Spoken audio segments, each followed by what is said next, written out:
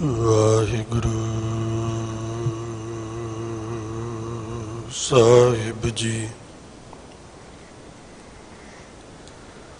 ਸਤਨਾਮ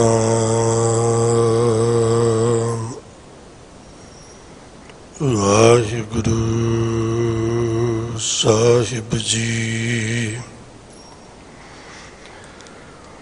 ਧੰਨ ਗੁਰੂ ਗਰੀਬ ਨਿਵਾਜ,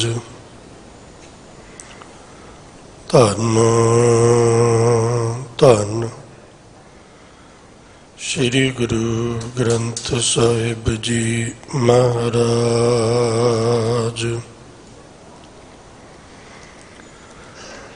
ਤੁਮਰੇ ਗੁਣ ਕਿਆ ਕਹਾਂ ਮੇਰੇ ਸਤਿਗੁਰਾ,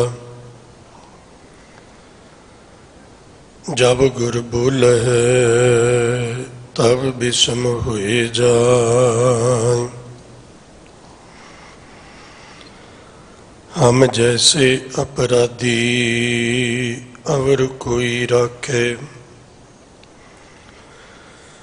जैसे हम सतगुर राख लिए छड़ाए। तुम गुर पिता तुम है गुर माता, तुम गुर बंदप मेरा सखा सखाय। कोट पराध हमारे खंडो, अनक विधि समझाव।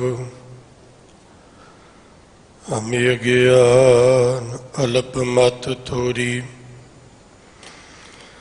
तुम आपन बिरद रखाव। तुम्हारी शरण तुम्हारी आशा, तुम ही सजन सुहेले।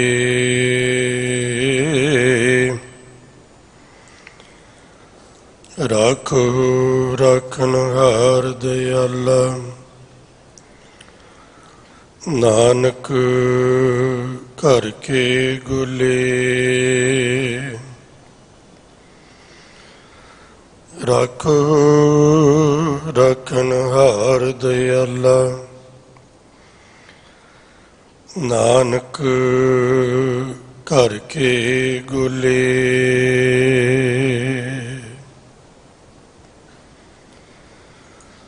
जुगो जुगिया टल सतगुरु धन धन साहिब श्री गुरु ग्रंथ साहिब पातशाह महाराज जी दी पवित्र पावन हजूरी विच बाला प्रीतम सतगुरु धन धन श्री गुरु हरकृष्ण साहिब गरीब नवाज जी दे रहमतां बख्शिशां भरे पवित्र पावन सुंदर स्थान गुरुद्वारा बंगला साहिब विखे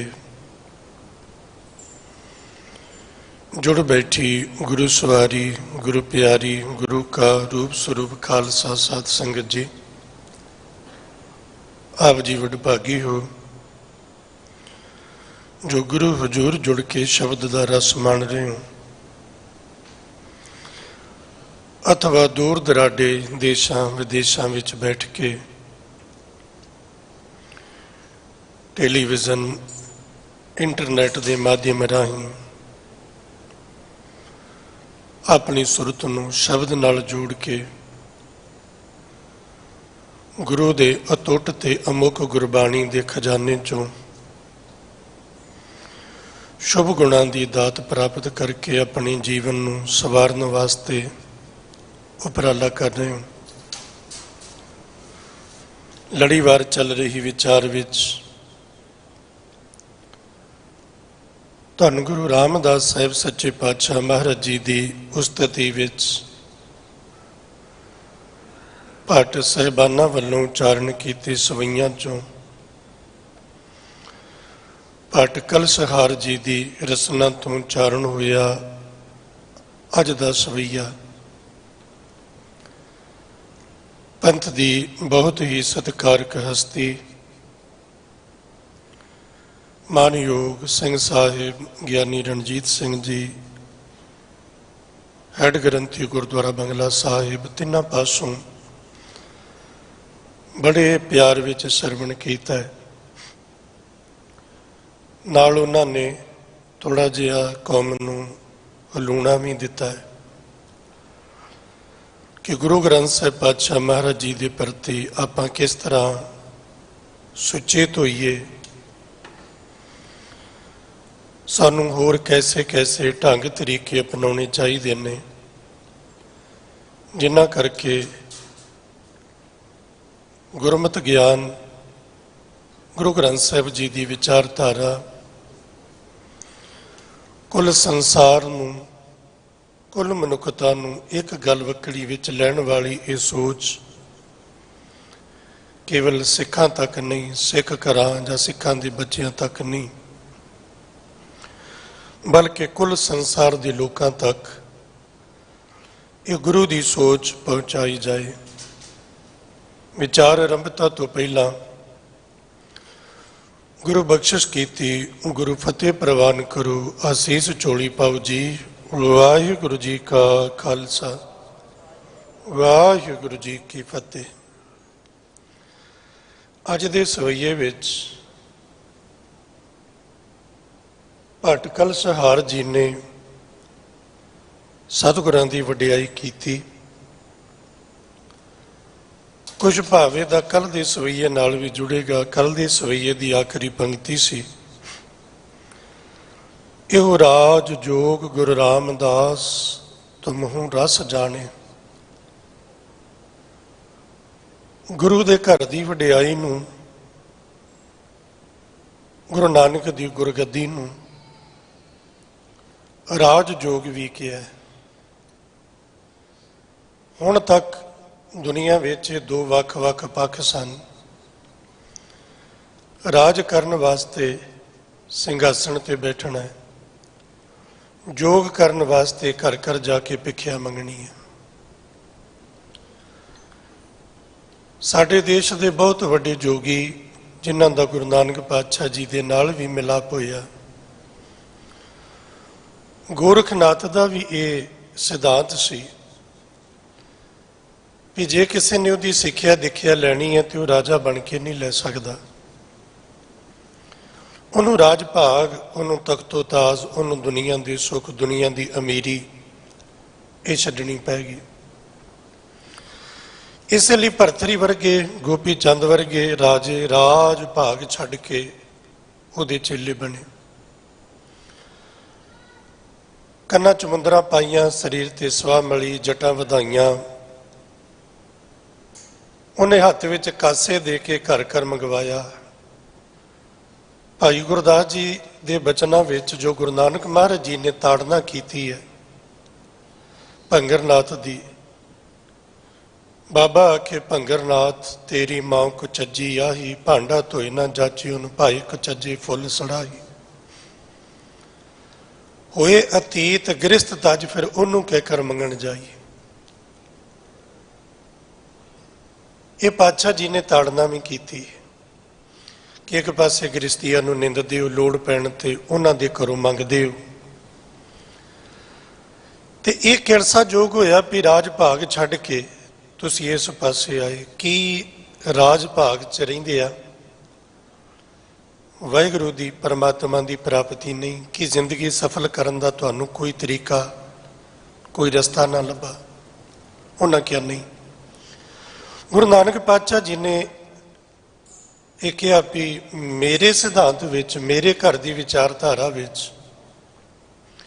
जे किसी ने अपना जीवन सफल करना है तो उन्होंने मंगता बन की लोड़ नहीं।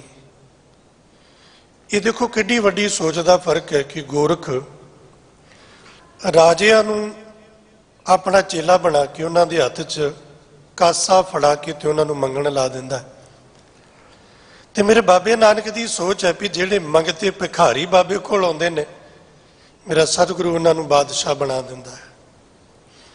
जिनके राज और कुल माही, सरदारी ना भई कदाही, इन्हीं को सरदार बनाऊं तबे गोबिंद सिंह नाम कहां। अज सानू लोग सरदार कहते हैं तो सरदार दा अर्थ सिख नहीं है। सरदार शब्द का अर्थ उसकी व्याख्या वखरी है।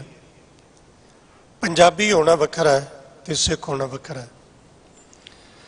सरदार का अर्थ होंदा राजा, सरदार का अर्थ है मुखी, सरदार का अर्थ है अगवाई करने वाला आगू। इसलिए मुसलमान वीरां विच भी सरदार हुए, उन्हां दे नाम नाल भी सरदार शब्द लगा। हिंदू वीरां दे विच भी सरदार हुए, उन्हां दे नाम नाल भी सरदार लगा। ते साडे ते हर एक सिख दे नाम नाल सतगुरु ने सरदार बख्शिया। क्यों सरदार ये जरनैल है, ये बादशाह है, ये आगू है, ये राजा है। पंजाबी होना गल वखरी है जिहदा पंजाब की धरती नाल संबंध है,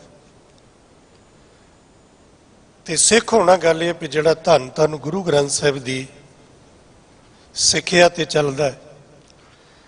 10 गुरु साहिबान ते धन गुरु ग्रंथ साहिब महाराज जी की बाणी तो बिना किसी होर ते जिहदा अकीदा नहीं। यदा भाव यह नहीं भी हर किसी की निंदिया करता है जां नहीं, किसी की निंदिया का मतलब नहीं इत्थे। जो अपनी थां ते जिथे जिथे कोई है उन्होंने मुबारक हो, चंगा है। पर सिख की सुरत विच 10 गुरु साहिबान ते धन गुरु ग्रंथ साहिब पातशाह महाराज जी तो बिना किसी होर दे प्रति इहदा अकीदा नहीं, विश्वास नहीं।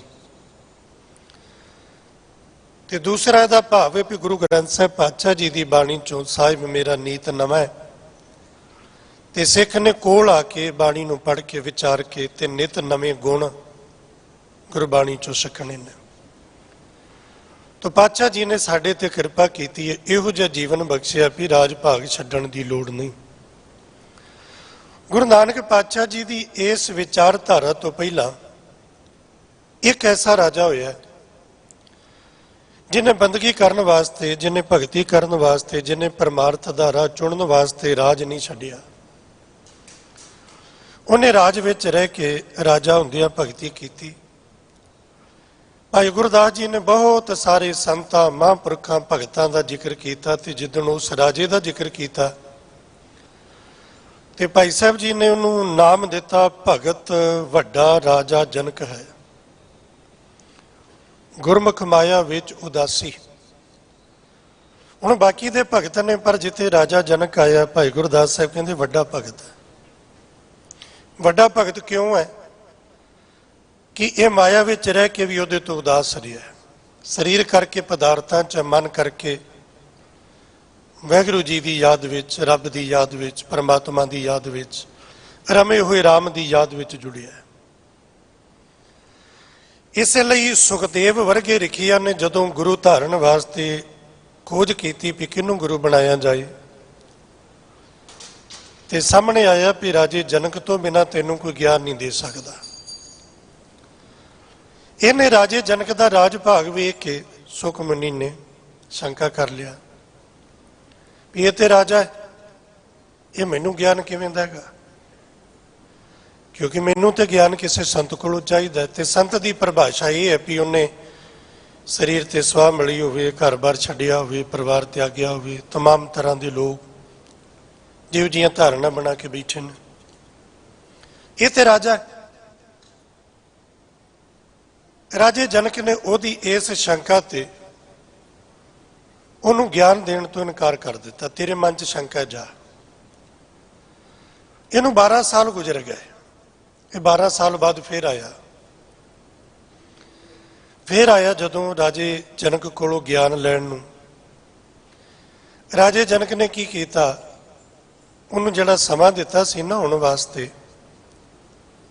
भी इस समय तू आ, अपने महिलां चों अपनियां राणियां बुला लियां ते उन्हां नूं अपनी सेवा ते लाया भी तुसीं मेरा चरण घुटो।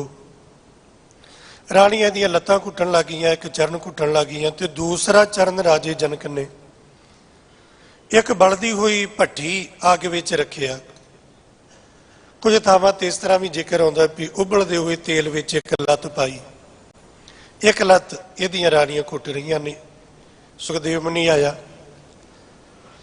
ਇਹਨੇ ਆ ਕੇ ਵੇਖਿਆ, ਹੁਣ ਜਿਹੜੀ ਲੱਤ ਅੱਗ 'ਚ ਸੀ ਜਾਂ ਉਬਲਦੇ ਤੇਲ 'ਚ ਸੀ ਉਹ ਤੇ ਵੇਖੀ ਨਾ, ਦੂਸਰੀ ਵੇਖੀ ਵੀ ਇਹ ਸਾਧੂ ਕਿਵੇਂ ਹੋ ਸਕਦਾ ਹੈ, ਇਹ ਭਗਤ ਕਿਵੇਂ ਹੋ ਸਕਦਾ ਹੈ, ਇਹ ਤੇ ਗ੍ਰਸਤੀ ਹੈ, ਇਹ ਤੇ ਰਾਣੀਆਂ ਤੋਂ ਚਰਨ ਘੁਟਾ ਰਿਹਾ। ਰਾਜੇ ਜਨਕ ਨੇ ਕਿਹਾ ਫੇਰ ਜਾ, ਅਜੇ ਤੇਰੀ ਪ੍ਰੀਖਿਆ ਪੂਰੀ ਨਹੀਂ, ਫੇਰ ਚਲਾ ਗਿਆ। ਹੁਣ ਕੀ ਕੀਤਾ, ਇਹ ਫੇਰ ਚਲਾ ਗਿਆ, 12 ਸਾਲ ਬਾਅਦ ਫੇਰ ਆਇਆ, ਇੱਕ ਨਾਲ ਗੋਦੜੀ ਇੱਕ ਖੁੰਡੀ ਲੈ ਕੇ ਆਇਆ ਤੇ ਉਹ ਡਿਉੜੀ ਵਿੱਚ ਰੱਖ ਕੇ ਅੱਗੇ ਗਿਆ। ਰਾਜੇ ਜਨਕ ਨੇ ਡਿਉੜੀ ਨੂੰ ਅੱਗ ਲਵਾਤੀ, ਇਹ ਭੱਜ ਉੱਠਿਆ, ਪੁੱਛਿਆ ਕੀ ਹੋਇਆ, ਬਹਿ ਜਾ, ਤੂੰ ਤੇ ਗਿਆਨ ਲੈਣ ਆਇਆ। ਆਂਦਾ ਜੀ ਉਧਰ ਅੱਗ ਲੱਗੀ ਹੈ, ਮੇਰੀ ਗੋਦੜੀ ਤੇ ਮੇਰੀ ਖੁੰਡੀ ਉੱਥੇ ਪਈ ਹੈ। ਉਹਨੇ ਕਿਹਾ ਤੂੰ ਮੇਰੇ ਵੱਲ ਨਹੀਂ ਵੇਖਿਆ, ਜਿਹਦੀ ਡਿਉੜੀ ਸੜ ਰਹੀ ਹੈ ਉਹ ਤੇ ਆਰਾਮ ਨਾਲ ਬੈਠਾ ਤੇ ਤੂੰ ਇੱਕ ਖੁੰਡੀ ਤੇ ਗੋਦੜੀ ਕਰਕੇ ਭੱਜ ਤੁਰਿਆ। ਉਹਨੇ ਕਿਹਾ ਜਾ, ਫੇਰ ਚਲਾ ਗਿਆ। ਹੁਣ ਕੀ ਹੋਇਆ, ਉਹਨੇ ਕਿਹਾ ਜੀ ਮੈਨੂੰ ਗਿਆਨ ਕਦੋਂ ਮਿਲੇਗਾ। ਉਹਨੇ ਕਿਹਾ ਤੇਰੇ ਮਨ 'ਚ ਸ਼ੰਕਾ ਹੈ, ਤੇਰਾ ਮਨ ਕਿਤੇ ਟਿਕਦਾ ਹੀ ਨਹੀਂ, ਤੈਨੂੰ ਗਿਆਨ ਕੀ ਦੇਵਾਂ। ਇਹ ਫਿਰ ਜ਼ਿਕਰ ਆਉਂਦਾ ਕਿ 12 ਸਾਲ ਰਾਜੇ ਜਨਕ ਦੇ ਮਹਿਲਾਂ ਤੋਂ ਬਾਹਰ ਖੜਾ ਰਿਹਾ। ਲੋਕ ਆਉਂਦੇ ਨੇ, ਭੋਜਨ ਪ੍ਰਸ਼ਾਦ ਛਕਦੇ ਨੇ, ਉਹਦੀਆਂ ਪੱਤਲਾਂ ਸੁੱਟਦੇ ਨੇ, ਉਹ ਝੂਠ ਇਸ ਸੁਖਦੇਵ ਮੁਨੀ ਦੇ ਸਿਰ ਤੇ ਪੈਂਦੀ ਹੈ। 12 ਸਾਲ ਬਾਅਦ ਰਾਜੇ ਜਨਕ ਨੇ ਬੁਲਾ ਕੇ ਤੇ ਇਹਨੂੰ ਗਿਆਨ ਦਿੱਤਾ। 36 ਵਰ੍ਹੇ ਲੱਗ ਗਏ ਸੁਖਦੇਵ ਮੁਨੀ ਨੂੰ ਰਾਜੇ ਜਨਕ ਤੋਂ ਗਿਆਨ ਲੈਣ ਵਾਸਤੇ। ਗੁਰੂ ਗ੍ਰੰਥ ਸਾਹਿਬ ਮਹਾਰਾਜ ਜੀ ਦੇ ਵਿੱਚ ਸਾਖੀ ਦਾ ਜ਼ਿਕਰ ਇਸ ਤਰ੍ਹਾਂ ਹੈ, ਜਾਤ ਨਜਾਤ ਦੇਖ ਮਤ ਭਰਮੋ, ਸੁਖ ਜਨਕ ਪਗੀ ਲਗ ਧਿਆਵੇ ਗੋ, ਜੂਠਨ ਜੂਠ ਪਈ ਸਿਰ ਉਪਰ ਖਿਨ ਮਨੁਆ, ਤਿਲ ਨਾ ਡੁਲਾਵੇ ਗੋ। ਜਨਕ ਜਨਕ ਬੈਠੇ ਸਿੰਘਾਸਨ, ਨੌ ਧੁਨੀ ਧੂਰ ਨੌ ਮੁਨੀ ਧੂਰ ਮੁਖ ਲਾਵੇ ਗੋ। ਇੱਕ ਜਨਕ ਉਹ ਹੈ ਜਿਨੇ ਇਸ ਤਰ੍ਹਾਂ ਦਾ ਰਾਜ ਮਾਣਿਆ। ਤੇ ਜੇ ਇਤਿਹਾਸਕ ਪੱਖ ਤੋਂ ਦੂਸਰੀ ਗੱਲ ਕਰੀਏ ਤੇ ਇਹ ਰਾਮਚੰਦਰ ਜੀ ਦੇ ਸਹੁਰਾ ਨੇ, ਸੀਤਾ ਜੀ ਦੇ ਪਿਤਾ ਜੀ ਰਾਜਾ ਜਨਕ। ਪਰ ਮੈਥਲੀ ਇਲਾਕੇ ਦੇ ਜਿੰਨੇ ਵੀ ਇਸ ਵੰਸ਼ ਵਿੱਚ ਰਾਜੇ, ਉਹਨਾਂ ਦੇ ਸਾਰਿਆਂ ਦੇ ਨਾਲ ਰਾਜਾ ਜਨਕ ਜੁੜ ਗਿਆ। ਤੇ ਜੇ ਗੱਲ ਆਖੀਏ ਵੀ ਮੇਰੇ ਸਤਿਗੁਰੂ ਦਾ ਰਾਜ ਰਾਜੇ ਜਨਕ ਵਰਗਾ ਨਹੀਂ, ਮੇਰੇ ਗੁਰੂ ਦਾ ਰਾਜ ਰਾਜੇ ਜਨਕ ਵਰਗਾ ਨਹੀਂ ਹੈ, ਫਰਕ ਹੈ। ਉਹ ਕੀ ਫਰਕ ਹੈ, ਉਹ ਆਖਰੀ ਪੰਕਤੀ ਤੇ ਨਿਰਣਾ ਹੋਏਗਾ। ਇੱਥੇ ਇਸ ਪੰਕਤੀ ਵਿੱਚ ਸਾਹਿਬ ਜੀ ਨੇ ਜੋ ਕਿਰਪਾ ਕੀਤੀ ਹੈ, ਭਟਕਲ ਸਹਾਰ ਜੀ ਨੇ, ਇੱਥੇ ਜਨਕ ਦਾ ਅਰਥ ਹੈ ਗਿਆਨਵਾਨ, ਗਿਆਨੀ, ਦਾਨਾ, ਸਿਆਣਾ, ਸਮਝਦਾਰ। ਜਨਕ ਸੋਏ ਜਿਨ ਜਾਣਿਆ, ਗਿਆਨਵਾਨ ਉਹ ਹੈ, ਸਿਆਣਾ ਮਨੁੱਖ ਉਹ ਹੈ ਜਿਸ ਨੇ ਵਾਹਿਗੁਰੂ ਜੀ ਨੂੰ ਜਾਣ ਲਿਆ। ਜੇ ਸੁਖਮਨੀ ਸਾਹਿਬ 'ਚ ਪੜ੍ਹੀਏ ਨਾ, ਤਮਾਮ ਪ੍ਰਕਾਰ ਦੇ ਫਿਰਕਿਆਂ ਦੇ ਸਾਧੂਆਂ ਦਾ ਸਤਿਗੁਰੂ ਜੀ ਨੇ ਜ਼ਿਕਰ ਕੀਤਾ ਵੀ ਇਹ ਸਾਧੂ ਕਿਸ ਤਰ੍ਹਾਂ ਦਾ, ਇਹ ਸਾਧੂ ਕਿਸ ਤਰ੍ਹਾਂ ਦਾ, ਇਹ ਕਿਸ ਤਰ੍ਹਾਂ ਦਾ ਹੋਣਾ ਚਾਹੀਦਾ, ਉਹਦੇ ਕਿਹੜੇ ਗੁਣ ਨੇ। ਗਿਆਨੀ ਮਨੁੱਖ ਦੀ ਵਿਆਖਿਆ ਗੁਰੂ ਤੇਗ ਬਹਾਦਰ ਮਹਾਰਾਜ ਜੀ ਨਾਲੋਂ ਚੰਗੀ ਹੋਰ ਕੋਈ ਕਰ ਨਹੀਂ ਸਕਦਾ। ਜਿਹਦੇ ਅੰਦਰ ਆ ਗੁਣ ਹੋਵੇ ਉਹ ਗਿਆਨੀ ਹੈ। ਉਹ ਗੁਣ ਹੈ ਭੈ ਕਾਹੂ ਕੋ ਦੇਤ ਨਹਿ, ਨਹਿ ਪੈ ਮਾਨਤ ਆਨ, ਕਹੋ ਨਾਨਕ ਸੁਨ ਰੇ ਮਨਾ, ਗਿਆਨੀ ਤਾਹਿ ਬਖਾਨ। ਅੱਜ ਤੇ ਆਪਾਂ ਝਾਟੀ ਇੱਕ ਦੂਸਰੇ ਨੂੰ ਗਿਆਨੀ ਕਹਿਣ ਲੱਗ ਜਾਂਦੇ ਹਾਂ। ਕਿਸੇ ਦੀ ਪੱਗ ਵੇਖ ਲਈ ਨੀਲੀ, ਇਹ ਗਿਆਨੀ ਹੈ, ਕਿਸੇ ਦਾ ਚਿੱਟਾ ਕੱਪੜਾ ਵੇਖ ਲਿਆ ਗਿਆਨੀ ਹੈ, ਕਿਸੇ ਦਾ ਦਾੜਾ ਬਹੁਤ ਸੁੰਦਰ ਪ੍ਰਕਾਸ਼ ਲੰਬਾ ਹੋਵੇ, ਆਪਾਂ ਨੂੰ ਆਲੀ ਉਹਦੀ ਗਿਆਨੀਆਂ ਦੀ ਪਾ ਦਿੰਦੇ, ਗਿਆਨੀ ਹੈ। ਮੈਂ ਕਹਿੰਦਾ ਗਿਆਨੀ ਉਹ ਜਿਹਦੇ ਵਿੱਚ ਆ ਗੁਣ। ਦਾਨਾ ਸਿਆਣਾ ਮਨੁੱਖ, ਸੂਝਵਾਨ ਸਮਝਦਾਰ ਮਨੁੱਖ ਉਹ ਹੈ। ਜਨਕ ਸੋਏ ਉਹ ਹੈ ਜਿਨ ਜਾਣਿਆ, ਜਿਸ ਨੇ ਵਾਹਿਗੁਰੂ ਜੀ ਨੂੰ ਜਾਣ ਲਿਆ ਹੈ, ਜਿਹਨੇ ਗੁਰੂ ਨੂੰ ਜਾਣ ਲਿਆ ਹੈ। ਜੇ ਆਪਾਂ ਆਖੀਏ ਵੀ ਆਪਾਂ ਤੁਹਾਨੂੰ ਗੁਰੂ ਗ੍ਰੰਥ ਸਾਹਿਬ ਮਹਾਰਾਜ ਜੀ ਨੂੰ ਜਾਣ ਲਿਆ, ਆਪਾਂ ਆਖਾਂਗੇ ਵੀ ਨਹੀਂ ਜਾਣਿਆ, ਅਜੇ ਨਹੀਂ ਜਾਣਿਆ। ਜਿੱਦਣ ਗੁਰੂ ਗ੍ਰੰਥ ਸਾਹਿਬ ਮਹਾਰਾਜ ਜੀ ਨੂੰ ਜਾਣ ਗਿਆ ਨਾ, ਉਸ ਦਿਨ ਦਿਲੋਂ ਆਵਾਜ਼ ਇਹ ਆਏਗੀ, ਪਾਏ ਗਏ ਜਬ ਤੇ ਤੁਮਰੇ ਤਬ ਤੇ ਕੋ ਆਂਖ ਤਰੇ ਨਹੀਂ ਆਨਿਓ।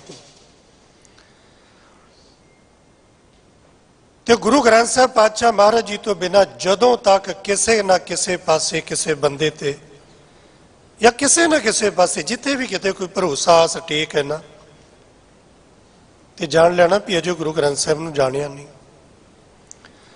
ਉੱਚੀਆਂ ਆਵਾਜ਼ਾਂ 'ਚ ਪੜ੍ਹਦੇ ਜ਼ਰੂਰ ਆ, ਗਾਉਂਦੇ ਜ਼ਰੂਰ ਆ, ਰੋਜ਼ ਗੁਰਦੁਆਰਿਆਂ 'ਚ ਪੜ੍ਹਿਆ ਜਾਂਦਾ, ਸਾਨੂੰ ਯਾਦ ਵੀ ਹੈ।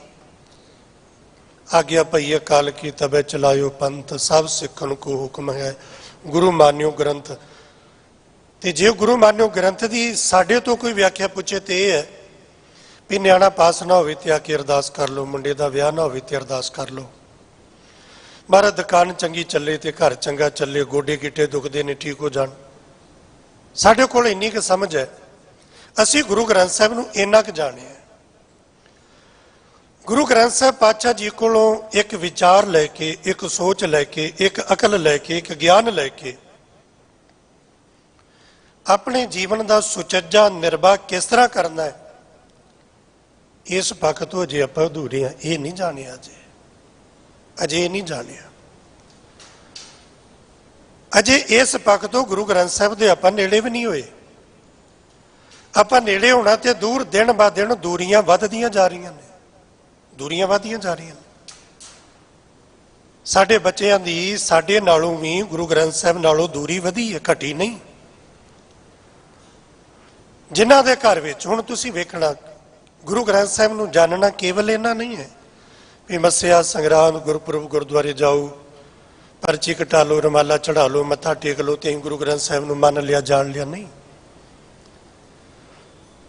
ਇਹਦਾ ਇੱਕ ਤਰੀਕਾ ਹੋਰ ਵੀ ਹੈ। ਤੁਸੀਂ ਆਪਣੇ ਪਰਿਵਾਰ ਚੋਂ ਖੁਦ ਵੇਖੋ,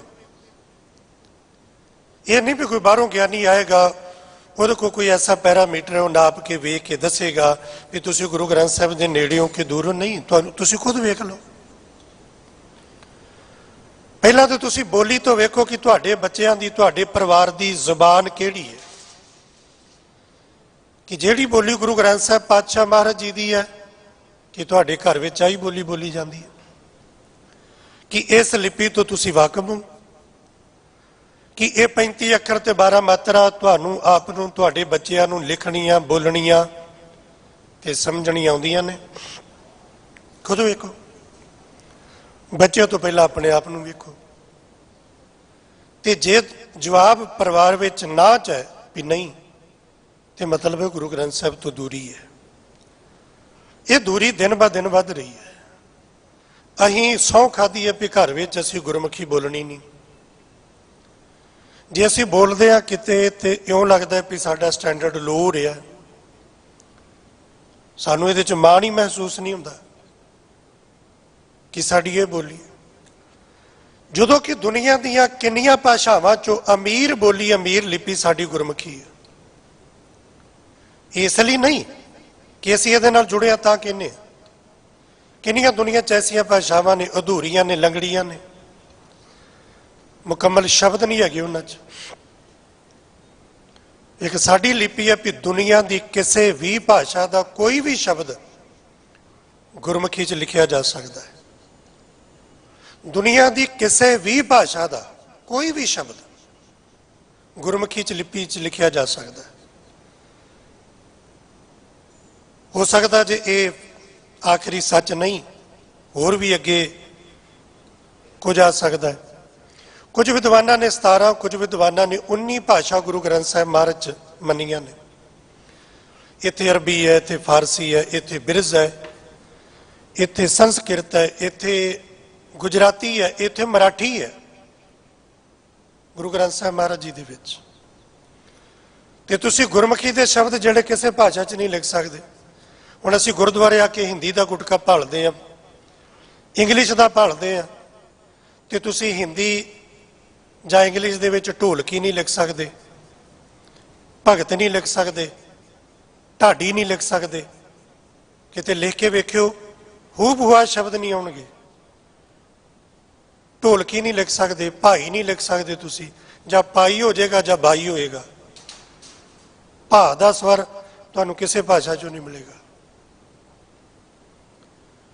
ਇਹ ਸਾਡੀ ਇੰਨੀ ਅਮੀਰ ਬੋਲੀ ਹੈ, ਪਰ ਆਪਾਂ ਖੁਦ ਸਹੁੰ ਖਾਧੀ ਹੈ ਵੀ ਆਪਣੀ ਮਾਂ ਬੋਲੀ ਦਾ ਅਸੀਂ ਆਪ ਗਲ ਘੁੱਟਣਾ ਤੇ ਆਪ ਮਾਰਨੀ ਹੈ। ਔਰ ਦਿਨ ਬ ਦਿਨ ਮਾਰ ਰਹੇ ਹਾਂ, ਦਿਨ ਬ ਦਿਨ ਮਾਰ ਰਹੇ ਹਾਂ। ਤੇ ਜੇ ਸਾਡੇ ਘਰ ਵਿੱਚ ਇਸ ਲਿਪੀ ਨਾਲ ਸਨੇਹ ਪਿਆਰ ਨਹੀਂ ਤੇ ਗੋਲਕ 'ਚ 100-500 ਰੁਪਈਆ ਪਾ ਕੇ ਤੇ ਸਿੱਖ ਨਹੀਂ ਨਾ ਹੋਗੇ। ਮੇਰੀ ਕੌਮ ਦੇ ਮਹਾਨ ਵਿਦਵਾਨ ਗਿਆਨੀ ਜਸਵੰਤ ਸਿੰਘ ਜੀ ਪਰਵਾਨਾ ਜੀ ਨੇ ਇੱਕ ਵਾਰੀ ਬਚਨ ਕੀਤਾ ਸੀ ਕਿ ਗੱਲਾਂ ਬਾਤਾਂ ਦੇ ਨਾਲ ਕੁਝ ਨਹੀਂ ਹੋਣਾ, ਖੇਡ ਉਦਣ ਬਣੇਗੀ ਜਿੱਦਣ ਜਿਹੜਾ ਵੀ ਸਿੱਖ ਗੁਰੂ ਗ੍ਰੰਥ ਸਾਹਿਬ ਦੇ ਕੋਲ ਆਵੇ ਤੇ ਉਹਨੂੰ ਕੋਈ ਦੂਸਰਾ ਆ ਕੇ ਆਖੇ ਵੀਰ ਮੇਰੀ ਅਰਦਾਸ ਕਰ, ਤੇ ਉਹ ਇਹ ਨਾ ਆਖੇ ਮੈਨੂੰ ਅਰਦਾਸ ਨਹੀਂ ਆਉਂਦੀ।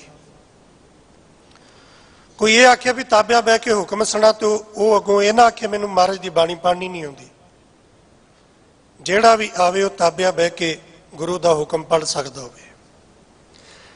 ਇਹਦੇ ਚੋਂ ਇੱਕ ਹੁਕਮ ਤੋਂ ਇੱਕ ਗੱਲ ਜੇਨ ਚਾਹੀ ਬੇਨਤੀ ਕਰਕੇ ਅੱਗੇ ਚੱਲਾਂ। ਹੁਣ ਸਕਰੀਨਾਂ ਲੱਗਣ ਲੱਗ ਗਈਆਂ, ਕੰਪਿਊਟਰ ਦਾ ਸਿਸਟਮ ਆ ਗਿਆ ਤੇ ਪੂਰਾ ਹੁਕਮਨਾਮਾ ਆਪਾਂ ਨੂੰ ਬਾਹਰ ਸਕਰੀਨ ਤੇ ਮਿਲਦਾ। ਇਸ ਤੋਂ ਪਹਿਲਾਂ ਥੋੜਾ ਸਮਾਂ ਪਹਿਲਾਂ ਅੱਜ ਵੀ ਬਹੁਤ ਸਾਰੇ ਗੁਰੂ ਘਰਾਂ 'ਚ ਹੁਕਮਨਾਮਾ ਲਿਖਣ ਦੀ ਤਰਤੀਬ ਕੀ ਹੈ? ਤੁਸੀਂ ਗੁਰਦੁਆਰਾ ਸਾਹਿਬ ਜਾਂਦੇ ਹੋ, ਬਾਹਰੋਂ ਚਰਨ ਧੋਂਦੇ ਹੋ, ਹੱਥ ਧੋਂਦੇ ਹੋ, ਅੱਗੇ ਜਾਂਦੇ ਹੋ, ਉੱਥੇ ਹੁਕਮਨਾਮਾ ਲਿਖਿਆ ਹੈ। ਦਰਬਾਰ ਸਾਹਿਬ ਵੀ ਈਵਨ ਇਸੇ ਤਰ੍ਹਾਂ ਹੀ ਹੁਣ ਤੱਕ ਲਿਖਿਆ ਜਾਂਦਾ ਸੀ। ਅੱਜ ਦਾ ਜਿਹੜਾ ਹੁਕਮਨਾਮਾ ਆਇਆ ਉੱਪਰ ਲਿਖਿਆ ਹੈ ਧੰਨ ਧੰਨ ਸ੍ਰੀ ਗੁਰੂ ਗ੍ਰੰਥ ਸਾਹਿਬ ਮਹਾਰਾਜ ਜੀ ਦਾ ਆਇਆ ਹੋਇਆ ਅੱਜ ਦਾ ਫਰਮਾਨ। ਇੱਕ ਪਾਸੇ ਤਰੀਕ ਲਿਖੀ ਹੈ, ਇੱਕ ਪਾਸੇ ਅੰਗ ਲਿਖਿਆ, ਇਸੇ ਤਰ੍ਹਾਂ ਨਾ ਫਿਰ ਉਸ ਹੁਕਮਨਾਮੇ ਦੀਆਂ ਕੇਵਲ 2 ਪੰਕਤੀਆਂ ਲਿਖੀਆਂ। ਕਿਤੇ ਗੌਰ ਕਰਨਾ, 2 ਪੰਕਤੀਆਂ, ਪੂਰਾ ਹੁਕਮਨਾਮਾ ਨਹੀਂ ਲਿਖਿਆ, ਕੇਵਲ 2 ਲਿਖੀਆਂ। ਔਰ ਇਹ ਵੀ ਅਸੀਂ ਪ੍ਰਬੰਧਕਾਂ ਨੂੰ ਮਜਬੂਰ ਕਰ ਲੱਗ ਪਏ ਵੀ ਹੁਕਮਨਾਮਾ ਹਿੰਦੀ 'ਚ ਲਿਖੋ ਤੇ ਉਹਦੇ ਅਰਥ ਹਿੰਦੀ 'ਚ ਲਿਖੋ। ਚਲੋ ਅਰਥ ਹਿੰਦੀ 'ਚ ਲਿਖੇ ਜਾ ਸਕਦੇ ਨੇ, ਪਰ ਗੁਰਬਾਣੀ ਸ਼ੁੱਧ ਕਿਸੇ ਵੀ ਭਾਸ਼ਾ 'ਚ ਨਹੀਂ ਲਿਖੀ ਜਾ ਸਕਦੀ। ਕੇਵਲ ਤੇ ਕੇਵਲ ਗੁਰਮੁਖੀ ਲਿਪੀ 'ਚ ਹੀ ਗੁਰਬਾਣੀ ਸ਼ੁੱਧ ਲਿਖੀ ਜਾ ਸਕਦੀ ਹੈ, ਪੜ੍ਹੀ ਜਾ ਸਕਦੀ ਹੈ। ਇਹ ਸੱਚ ਹੈ। ਹੁਣ ਉੱਥੇ ਕੇਵਲ 2 ਪੰਕਤੀਆਂ ਲਿਖੀਆਂ ਨੇ, ਪੂਰਾ ਹੁਕਮਨਾਮਾ ਨਹੀਂ ਲਿਖਿਆ। ਹੁਣ ਇੱਥੇ ਕੀ ਫਰਕ ਹੈ? ਜਦੋਂ ਤੁਸੀਂ ਅੰਦਰ ਆਏ, ਅਰਦਾਸ ਹੋਈ, ਅਰਦਾਸ ਤੋਂ ਬਾਅਦ ਗੁਰੂ ਦਾ ਹੁਕਮ ਆਇਆ, ਹੁਕਮ ਪੂਰਾ ਹੋਇਆ। ਹੁਣ ਦੋਵਾਂ 'ਚ ਗਲਤੀ ਕਿੱਥੇ ਹੈ ਕਿ ਉਹ ਜਿਹੜੀਆਂ ਬਾਹਰ 2 ਪੰਕਤੀਆਂ ਲਿਖੀਆਂ ਹੁਕਮਨਾਮਾ ਪੂਰਾ ਕਿਉਂ ਨਹੀਂ? ਤੇ ਜੇ ਉਹ ਹੁਕਮਨਾਮਾ ਪੂਰਾ ਹੈ, 2 ਪੰਕਤੀਆਂ ਪੂਰਾ ਹੁਕਮਨਾਮਾ ਹੈ, ਫਿਰ ਅੰਦਰ ਪੂਰਾ ਪੜ੍ਹਨ ਦੀ ਕੀ ਲੋੜ ਸੀ? ਇੱਥੇ 2 ਪੰਕਤੀਆਂ ਪੜ੍ਹਦੇ। ਇਹ ਗੌਰ ਕਰਨਾ। ਜਿਨ੍ਹਾਂ ਸਮਿਆਂ ਵਿੱਚ ਗੁਰਦੁਆਰਾ ਸਾਹਿਬਾਨ ਵਿੱਚ ਸਾਰਾ ਦਿਨ ਗੁਰਬਾਣੀ ਦਾ ਕੀਰਤਨ ਨਹੀਂ ਸੀ ਹੁੰਦਾ, ਜਾਂ ਅੱਜ ਵੀ ਜਿੱਥੇ ਸਾਰਾ ਦਿਨ ਗੁਰਬਾਣੀ ਦਾ ਕੀਰਤਨ ਨਹੀਂ ਹੁੰਦਾ, ਜਾਂ ਜਿੱਥੇ ਸਾਰਾ ਦਿਨ ਦਰਬਾਰ ਵਿੱਚ ਜੇ ਕੀਰਤਨ ਹੁੰਦਾ ਤੇ ਇੱਕ ਵੱਖਰੀ ਜਗ੍ਹਾ ਬਣੀ ਹੈ ਜਿਹਨੂੰ ਆਪਾਂ ਕਹਿੰਦੇ ਵੀ ਸਹਿਜ ਪਾਠ, ਜਿੱਥੇ ਸੰਗਤ ਕਰਦੀ ਹੈ, ਸਹਿਜ ਪਾਠਾਂ ਵਾਲੇ ਅਸਥਾਨ ਕੈਬਨ ਬਣੇ ਨੇ। ਉਹ 2 ਪੰਕਤੀਆਂ ਦਾ ਮਤਲਬ ਹੈ ਵੀ ਸਿੱਖ ਆ ਕੇ ਉੱਥੇ ਇਹ ਪੜ੍ਹੇ ਜਿਹੜਾ ਦੀਵਾਨ ਦੀ ਸਮਾਪਤੀ ਤੋਂ ਬਾਅਦ ਆਇਆ। ਉਹਨੇ ਗੁਰੂ ਦਾ ਹੁਕਮ ਨਹੀਂ ਸੁਣਿਆ, ਉੱਥੇ ਲਿਖਿਆ ਹੋਇਆ ਪੜ੍ਹ ਲਏ ਵੀ ਆ ਅੰਗ ਜੇ ਤੇ ਸ਼ਬਦ ਦੀਆਂ ਪਹਿਲੀਆਂ 2 ਪੰਕਤੀਆਂ ਆ ਨੇ, ਜਾ ਕੇ ਤਾਬਿਆ ਬੈਠ ਕੇ ਤੇ ਉੱਥੋਂ ਪੂਰਾ ਹੁਕਮਨਾਮਾ ਉਹ ਪੜ੍ਹ ਸਕੇ। 2 ਪੰਕਤੀਆਂ ਲਿਖਣ ਦਾ ਭਾਵ ਕੇਵਲ ਇਤਨਾ ਹੈ, ਉਹ ਕੇਵਲ ਇਸ਼ਾਰਾ ਹੈ ਵੀ ਅੱਜ ਦਾ ਹੁਕਮਨਾਮਾ ਇੰਨੇ ਅੰਗ ਤੇ ਆਇਆ ਜੇ ਤੇ ਆਹ 2 ਪੰਕਤੀਆਂ, ਜਾ ਕੇ ਅੰਦਰ ਤਾਬਿਆ ਬੈਠ ਤੇ ਇਹ ਅੰਗ ਕੱਢ, ਆਹ 2 ਪੰਕਤੀਆਂ ਪਹਿਲਾਂ ਤੈਨੂੰ ਦੱਸਦੀਆਂ, ਯਾਦ ਰੱਖੀ, ਇਹ ਮਹਾਰਾਜ ਦਾ ਹੁਕਮਨਾਮਾ ਆਇਆ, ਇਹ ਅੱਜ ਦਾ ਹੁਕਮਨਾਮਾ ਆਪ ਪੜ੍ਹ। ਇਹ ਗੁਰਦੁਆਰਿਆਂ ਤੋਂ ਬਾਹਰ 2 ਪੰਕਤੀਆਂ ਲਿਖਣ ਦਾ ਭਾਵ ਕੇਵਲ ਇੰਨਾ ਹੈ। ਹੁਣ ਅਸੀਂ ਚਲੋ ਤਕਨੀਕ ਆ ਗਈ ਵੀ ਸਵੇਰੇ ਤੁਸੀਂ ਫੋਨ ਖੋਲੋ ਤੇ ਇੱਕ ਗਰੁੱਪ 'ਚ 25 ਵਾਰੀ ਤੁਹਾਨੂੰ ਇੱਕ ਗੁਰਦੁਆਰੇ ਦਾ ਹੁਕਮਨਾਮਾ ਮਿਲ ਜਾਏਗਾ, ਇੱਥੇ ਆ ਜਾਂ ਇੱਥੇ ਆ, ਉਹਦੇ ਨਾਲ ਕੁਝ ਨਹੀਂ ਫਰਕ ਪੈਣਾ। ਕੀ ਤੁਸੀਂ ਆਪ ਤਾਬਿਆ ਬੈਠ ਕੇ ਪੜ੍ਹ ਸਕਦੇ ਹੋ ਕਿ ਨਹੀਂ? ਇਹਦੇ ਨਾਲ ਫਰਕ ਪੈਣਾ। ਇਹ ਦਿਨ ਬ ਦਿਨ ਅਸੀਂ ਇਸ ਗੱਲ ਤੋਂ ਦੂਰ ਹੋ ਰਹੇ ਹਾਂ ਤੇ ਨੇੜੇ ਹੋਣਾ ਹੈ। ਜਦੋਂ ਤੱਕ ਤੁਸੀਂ ਨੇੜੇ ਨਹੀਂ ਹੋਗੇ ਉਦੋਂ ਤੱਕ ਗੁਰੂ ਨੂੰ ਨਹੀਂ ਜਾਣੋਗੇ। ਹੁਣ ਅਸੀਂ ਭਾਈ ਗੁਰਦਾਸ ਜੀ ਦਾ ਜ਼ਿਕਰ ਕਰਦੇ ਹਾਂ, ਭਾਈ ਨੰਦ ਲਾਲ ਜੀ ਦਾ ਜ਼ਿਕਰ ਕਰਦੇ ਹਾਂ, ਬਾਬਾ ਬੁੱਢਾ ਜੀ ਦਾ ਜ਼ਿਕਰ ਕਰਦੇ ਹਾਂ, ਬਾਬਾ ਦੀਪ ਸਿੰਘ ਜੀ ਦਾ ਜ਼ਿਕਰ ਕਰਦੇ ਹਾਂ, ਹੋਰ ਮਹਾਨ ਸਿੱਖਾਂ ਦਾ ਜ਼ਿਕਰ ਕਰਦੇ ਹਾਂ। ਫਰਕ ਕੀ ਹੈ ਉਹਨਾਂ ਦੇ ਜੀਵਨ 'ਚ ਤੇ ਸਾਡੇ ਜੀਵਨ 'ਚ? ਉਹਨਾਂ ਦੇ ਜੀਵਨ ਦਾ ਤੇ ਸਾਡੇ ਜੀਵਨ ਦਾ ਸਭ ਤੋਂ ਵੱਡਾ ਫਰਕ ਇਹ ਹੈ, ਉਹਨਾਂ ਨੇ ਗੁਰੂ ਨੂੰ ਜਾਣਿਆ ਤੇ ਗੁਰੂ ਨੂੰ ਜਾਣਨ ਵਾਸਤੇ ਕਿਤੇ ਬਾਹਰ ਨਹੀਂ ਗਏ, ਉਹਨਾਂ ਨੇ ਗੁਰੂ ਕੋਲੋਂ ਗੁਰੂ ਨੂੰ ਜਾਣਿਆ। ਉਹਨਾਂ ਗੁਰੂ ਕੋਲੋਂ ਗੁਰੂ ਨੂੰ ਜਾਣਿਆ। ਤੇ ਆਪਾਂ ਗੁਰੂ ਨੂੰ ਜਾਣਨਾ ਹੁੰਦਾ ਤੇ ਆਪਾਂ ਬਾਹਰ ਭੱਜਦੇ ਹਾਂ, ਬਾਹਰ ਮੈਨੂੰ ਤੂੰ ਦੱਸ, ਮੈਨੂੰ ਤੂੰ ਦੱਸ, ਮੈਨੂੰ ਤੂੰ ਦੱਸ। ਫਿਰ ਜੋ ਕਿਸੇ ਨੇ ਦੱਸਤਾ ਫਿਰ ਉਹਦੇ ਤੇ ਤੁਰੇ ਰਹੇ। ਔਰ ਜਿਹੜਾ ਦੱਸਣ ਵਾਲਾ ਉਹਨੂੰ ਖੁਦ ਨਹੀਂ ਪਤਾ, ਉਹਨੇ ਆਪ ਨਹੀਂ ਜਾਣਿਆ, ਲੋਕਾਂ ਨੂੰ ਦੱਸ ਰਿਹਾ। ਜਿਹਨੇ ਆਪ ਨਹੀਂ ਜਾਣਿਆ ਲੋਕ ਉਹਦੇ ਤੋਂ ਪੁੱਛ ਰਹੇ ਨੇ। ਤੇ ਹਾਲਤ ਇਹ ਹੈ, ਅੰਧੇ ਅੰਧਾ ਠੇਲੀਆ ਦੋਨੋਂ ਕੂਪ ਪੜੰਤ। ਅੰਨਾ ਅੰਨੇ ਨੂੰ ਰਸਤਾ ਦੱਸ ਰਿਹਾ, ਦੋਨੋਂ ਖੂਹ 'ਚ ਡਿੱਗ ਰਹੇ ਨੇ। ਤੇ ਜੇ ਕੋਈ ਕਿਸੇ ਨੂੰ ਨਾ ਪੁੱਛੇ, ਜੇ ਗੁਰੂ ਨੂੰ ਜਾਣਨਾ ਤੇ ਗੁਰੂ ਨੂੰ ਪੁੱਛੋ। ਭਾਈ ਜੇਠਾ ਜੀ ਨੇ ਜਿੱਦਣ ਗੁਰੂ ਅਮਰਦਾਸ ਜੀ ਨੂੰ ਜਾਣਿਆ ਤੇ ਲੋਕਾਂ ਤੋਂ ਨਹੀਂ ਪੁੱਛਿਆ, ਗੁਰੂ ਅਮਰਦਾਸ ਜੀ ਦੇ ਕੋਲੋਂ ਜਾਣਿਆ ਵੀ ਗੁਰੂ ਕੀ ਹੈ। ਮੇਰੇ ਸਤਿਗੁਰੂ ਤੂੰ ਦੱਸ ਤੂੰ ਕੀ ਹੈ। ਹੁਣ ਇਹ ਤੇ ਬੜੀ ਸਿੱਧੀ ਜੀ ਗੱਲ ਹੈ ਨਾ, ਵੀ ਕਿਸੇ ਵੀ ਬੰਦੇ ਕੋਲੋਂ ਤੁਸੀਂ ਉਹਦੇ ਬਾਰੇ ਜਾਣਨਾ ਹੈ ਤੇ ਜਿੰਨਾ ਉਹ ਖੁਦ ਦੱਸ ਸਕਦਾ ਦੂਸਰਾ ਥੋੜੀ ਦੱਸ ਸਕਦਾ।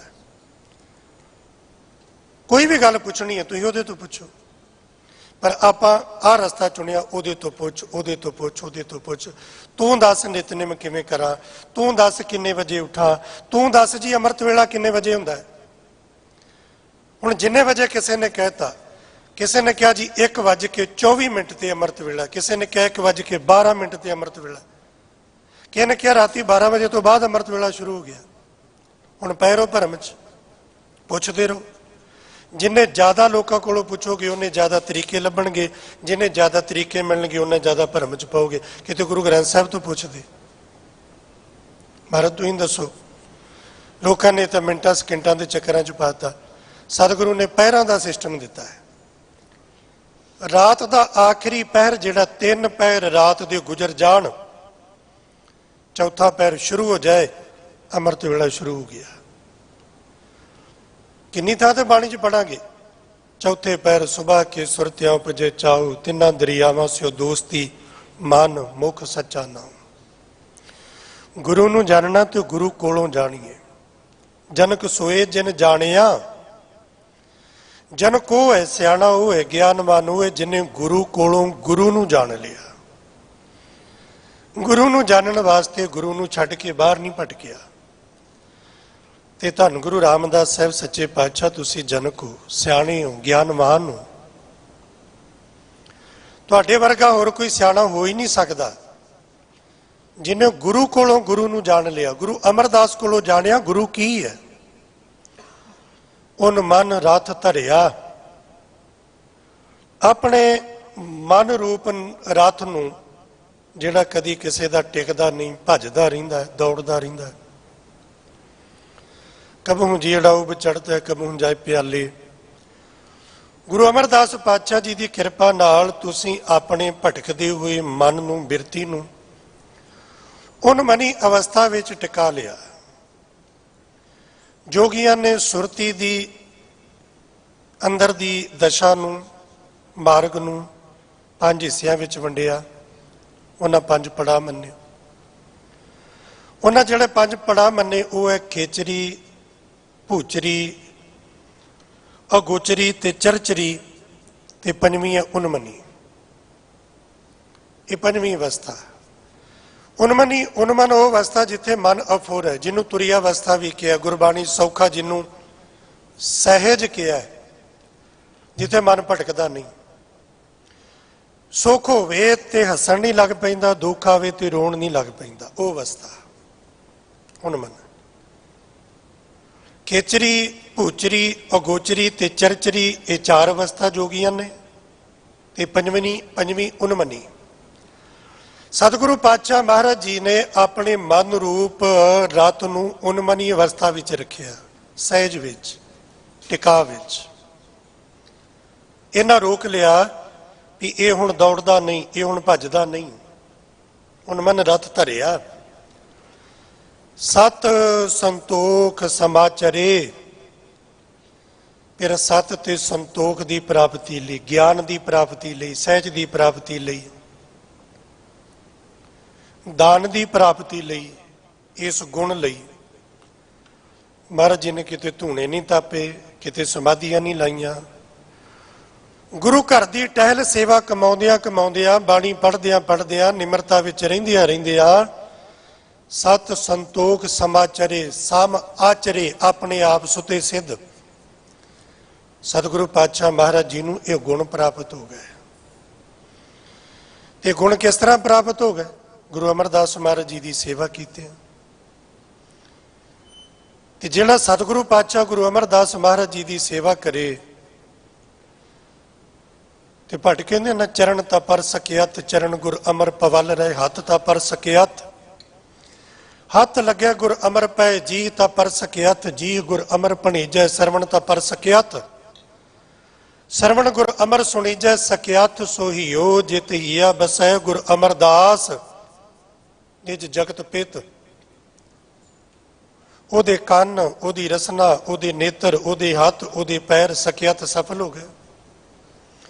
ਸਕਿਆਤ ਸੋ ਸਿਰ ਜਾਲਪ ਭਣੈ, ਜੋ ਸਿਰ ਨਿਵੈ ਗੁਰ ਅਮਰ ਨਿਤ। ਉਹ ਸਿਰ ਸਫਲ ਹੋ ਗਿਆ ਜਿਹੜਾ ਸਿਰ ਹਰ ਰੋਜ਼ ਗੁਰੂ ਅਮਰਦਾਸ ਪਾਤਸ਼ਾਹ ਜੀ ਦੇ ਚਰਨਾਂ ਤੇ ਝੁਕਦਾ। ਤੇ ਭਾਈ ਜੇਠਾ ਜੀ ਨੇ ਗੁਰੂ ਅਮਰਦਾਸ ਮਹਾਰਾਜ ਜੀ ਦੇ ਚਰਨਾਂ ਤੇ 24 ਸਾਲ ਸੀਸ ਝੁਕਾਇਆ, 24 ਸਾਲ ਸੇਵਾ ਕੀਤੀ। ਤੇ ਫਿਰ ਸਿਰ ਕਿਉਂ ਨਾ ਸਫਲ ਹੋਵੇ? ਕਿਉਂ ਨਾ ਸਫਲ ਹੋਵੇ? ਜਦੋਂ ਮਾਤਾ ਜੀ ਦੇ ਨਾਲ, ਨਾਨੀ ਮਾਂ ਦੇ ਨਾਲ ਭਾਈ ਜੇਠਾ ਜੀ ਆਏ ਨਾ ਬਾਸਰ ਕੇ, ਤੇ ਨਗਰ ਦੇ ਲੋਕ ਆਉਂਦੇ ਨੇ, ਨਾਨੀ ਮਾਂ ਦੇ ਨਾਲ ਸੋਗ ਕਰਕੇ ਚਲੇ ਜਾਂਦੇ ਨੇ। ਆਮ ਸੁਭਾਅ ਹੈ ਵੀ ਘਰ ਵਿੱਚ ਕੋਈ ਖੁਸ਼ੀ ਦੀ ਗੱਲ, ਕੋਈ ਗਮੀ ਦੀ ਗੱਲ ਹੋਵੇ ਤੇ ਲੋਕੀ ਸਿਆਣਿਆਂ ਨਾਲ ਬੈਠਦੇ ਨੇ। ਤੇ ਲੋਕੀ ਸੋਚਦੇ ਨੇ 7 ਸਾਲ ਦੀ ਉਮਰ ਹੈ, ਛੋਟੇ ਬੱਚੇ ਨਾਲ ਕੀ ਹਿਰਖ ਕਰਨਾ, ਇਹਨੂੰ ਕੀ ਪਤਾ। ਤੇ ਜਿੱਦਣ ਬਾਬਾ ਅਮਰਦਾਸ ਜੀ ਗਏ ਨਾ ਸੋਗ ਕਰਨ, ਪਹਿਲਾਂ ਨਾਨੀ ਮਾਂ ਦੇ ਨਾਲ ਸੋਗ ਕੀਤਾ ਤੇ ਵੇਖਿਆ ਛੋਟਾ ਜਿਹਾ 7 ਸਾਲ ਦੀ ਉਮਰ ਦਾ ਬਾਲਕਾ ਇੱਕ ਪਾਸੇ ਖੁੰਝੇ 'ਚ ਗੋਡਿਆਂ 'ਚ ਸਿਰ ਦੇ ਕੇ ਬੈਠਾ। ਤੇ ਬਾਬਾ ਅਮਰਦਾਸ ਜੀ ਨੇ ਆਖਿਆ, ਪਰਮਾਤਮਾ ਦੀ ਰਜ਼ਾ ਦੀ ਸਭ ਤੋਂ ਡੂੰਘੀ ਛਾਟ ਜਿਹਨੂੰ ਵੱਜੀ ਹੈ, ਇਹਨੂੰ ਤਾਂ ਕੋਈ ਬੁਲਾਉਂਦਾ ਹੀ ਨਹੀਂ।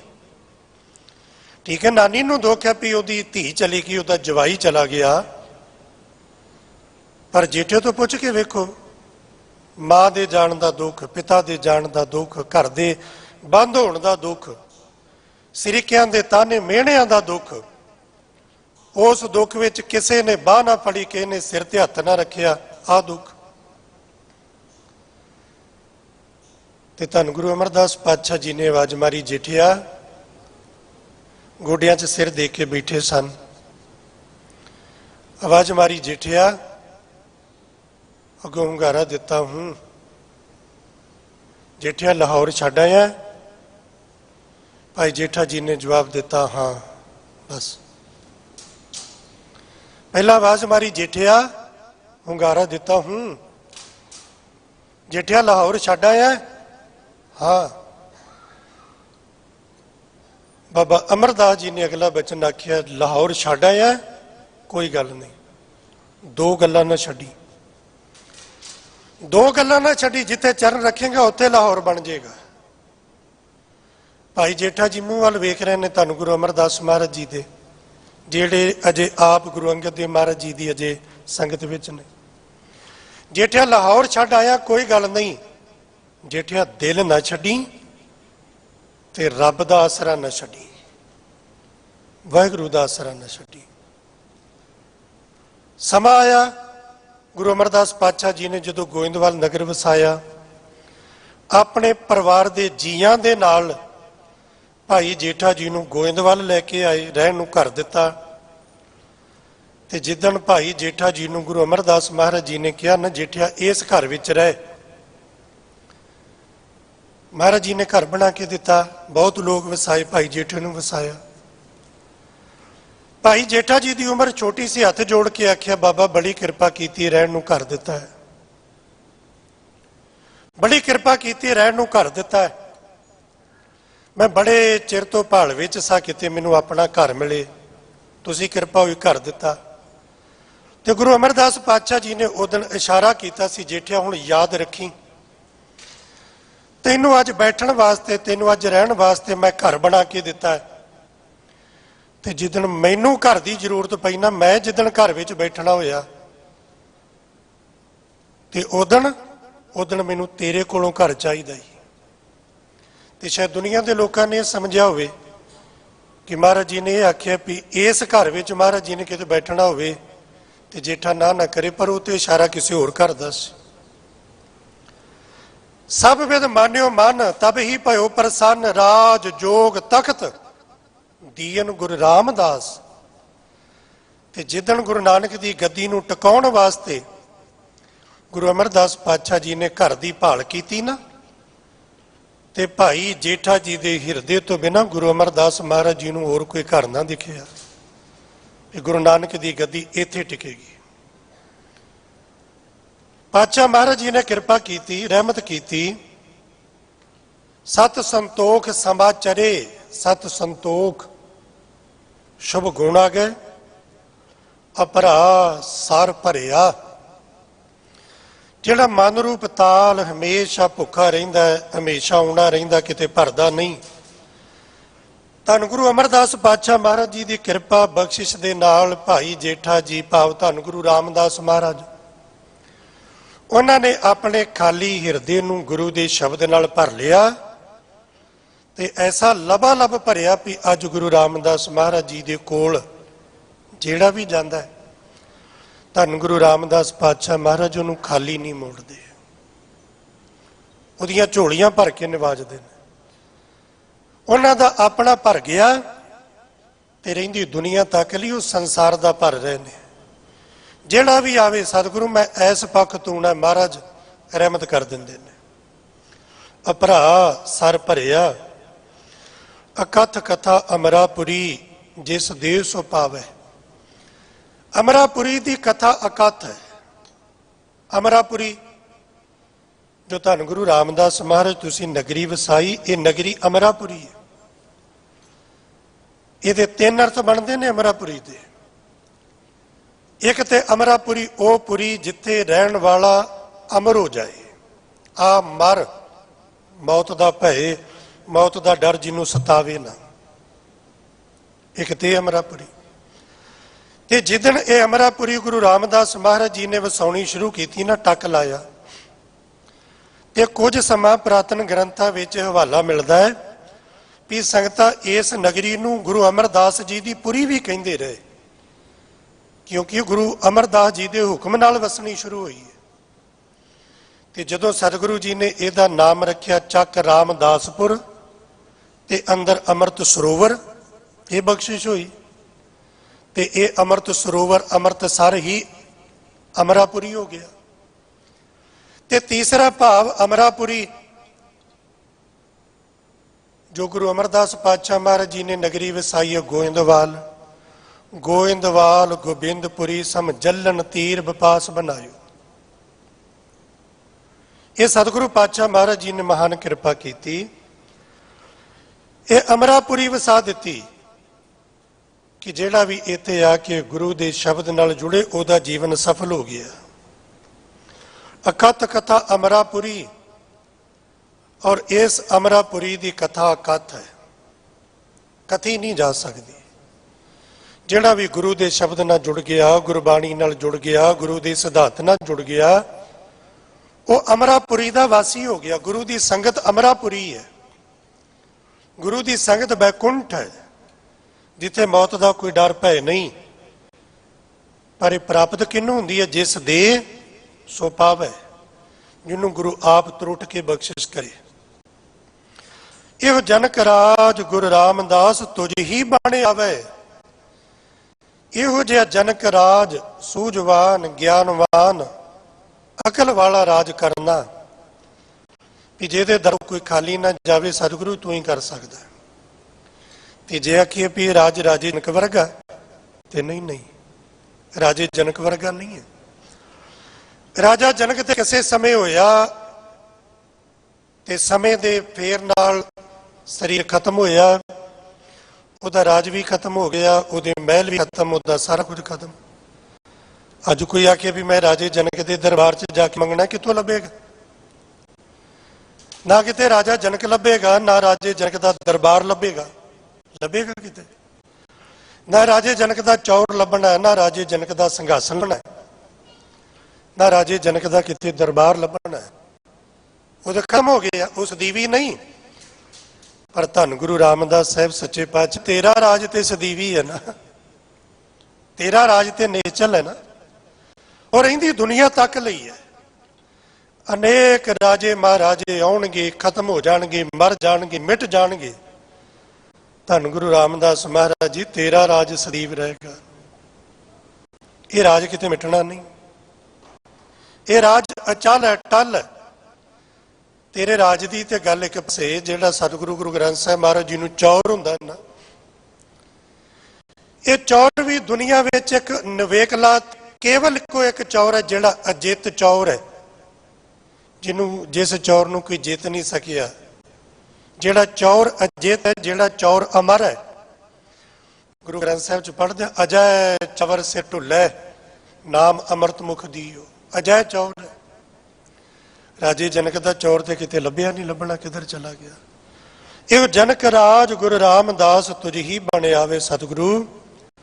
ये जिहड़ा राज तू कायम कीता ना, तनाई दा, सियाणप दा, ज्ञान दा, भी तेरे दर ते जिहड़ा भी आवे उन्होंने ना तन करके ना मर करके तो भुखा नहीं रहन दिंदा, रजा क्यों तोड़दा है। यही लंगर गुरु दे शब्द दा, गुरु दे ज्ञान दा 10वें पातशाह महाराज जी तक निरंतर चलिया। ते हजूर साहब दे मुकाम ते कलगियां वाले पातशाह महाराज जी ने आप धन गुरु ग्रंथ साहब पातशाह महाराज जी नूं नमस्कार करके, मत्था टेक के, परिक्रमा करके हुक्म कीता समुचे पंथ नूं, सब सिखन को हुक्म है गुरु मानियो ग्रंथ। गुरु ग्रंथ नूं मानना, गुरु ग्रंथ नूं जानना, गुरु ग्रंथ नूं विचारना, गुरु ग्रंथ नूं समझना। गुरु ग्रंथ साहिब पातशाह महाराज जी का ओट आसरा लैके अपने जीवन की सुचज्जी अगवाई गुरु ग्रंथ साहिब जी कोलों लैनी। गुरु नूं जानना तो गुरु कोलों, ये नहीं भी गुरु नूं जानने वास्ते किते बाहर भटकते रहो, ओनू पुछो ओनू पुछो, नहीं।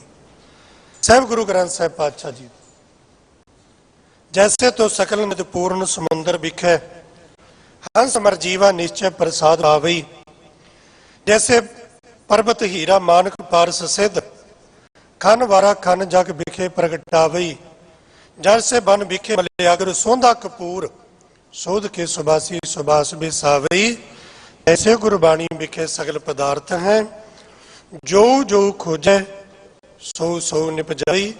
ते नाल भरोसा यकीन धन गुरु ग्रंथ साहिब महाराज जी ते इन्ना होवे कि काहू को भरोसो है जमीन को जमाने बीज, काहू को भरोसो जोर चाकरी जहाज पे, काहू को भरोसो भारी शाह पात शाह मीत, काहू को भरोसो है कुटुंबी करे काज पे, काहू को भरोसो देव बानी और पारसी को, काहू को भरोसो संत गिरी की मजाज पे, काहू को भरोसो चार चातरी चलाकी चोख, मोको तो भरोसो एक ग्रंथ महाराज पे।